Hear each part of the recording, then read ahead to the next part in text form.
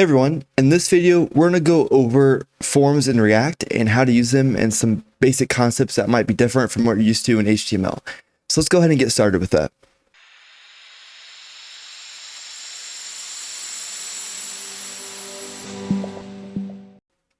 So I have my project open here. I also have the browser open with our project from last time, and I have the code open as well.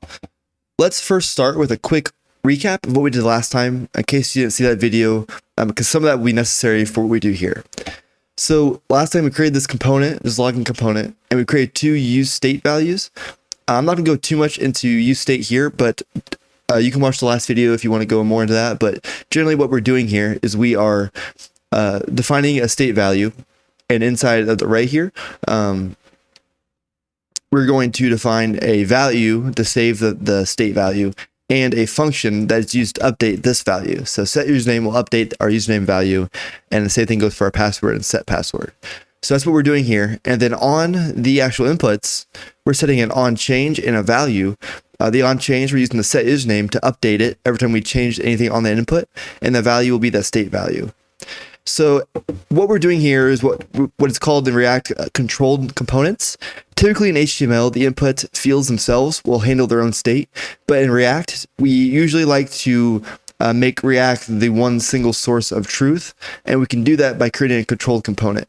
And so what we do is we add this on change, and we add a value to every input, and then allow React to handle that within our state. And so that's why we're using set username here to update our state value on this input field.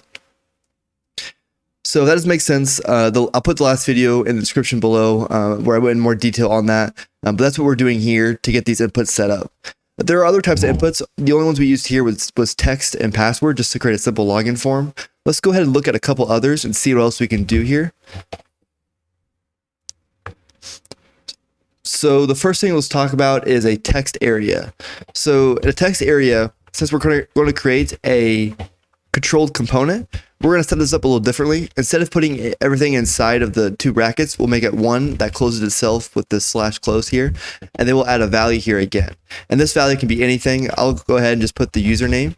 And then once again, we could put an on change here if we wanted to go ahead and update that.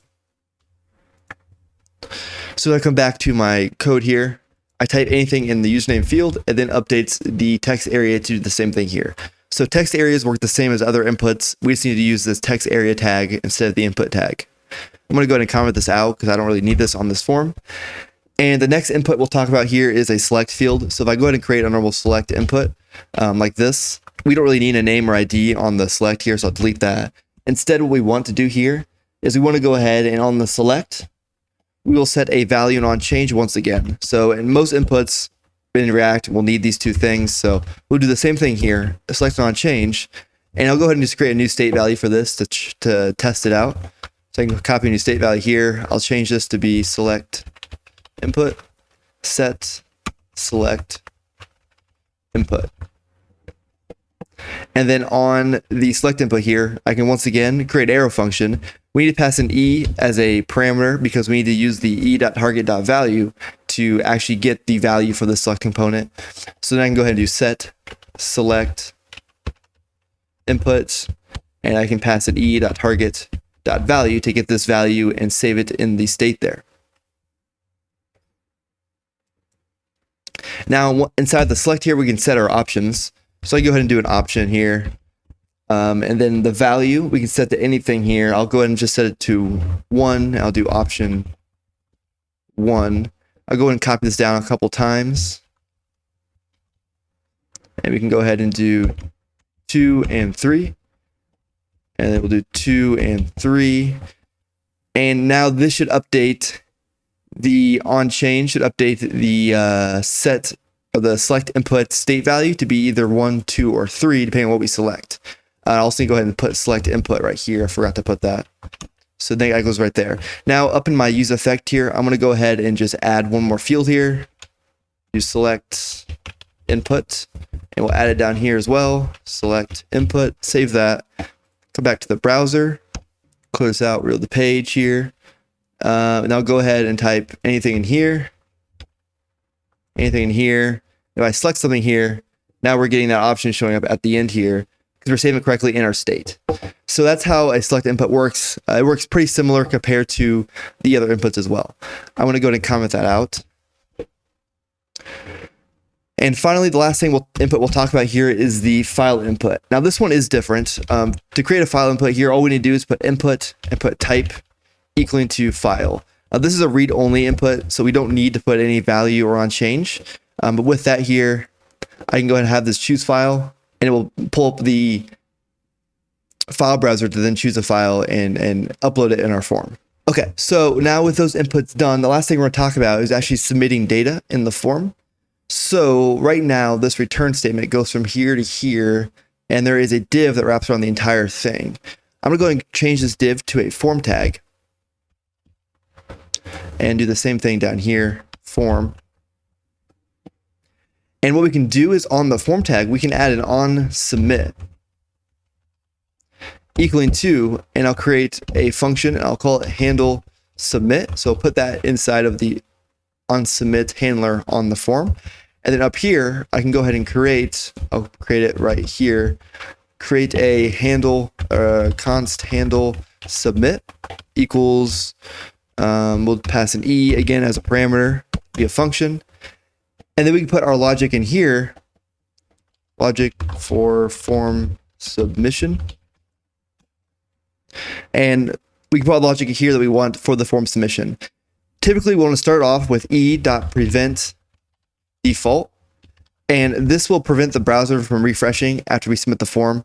If I go ahead and take this away, and I come back here, and I submit the form, it refreshes the page.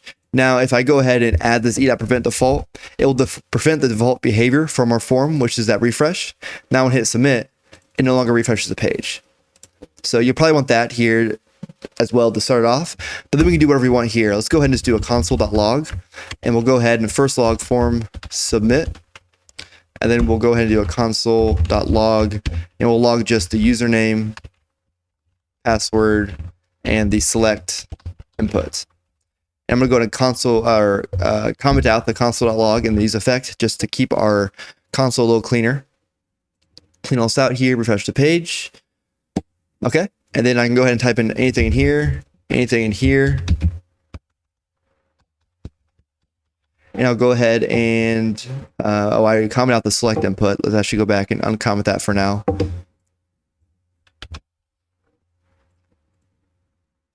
I'll select an input here and hit login, and then it shows all our data right here.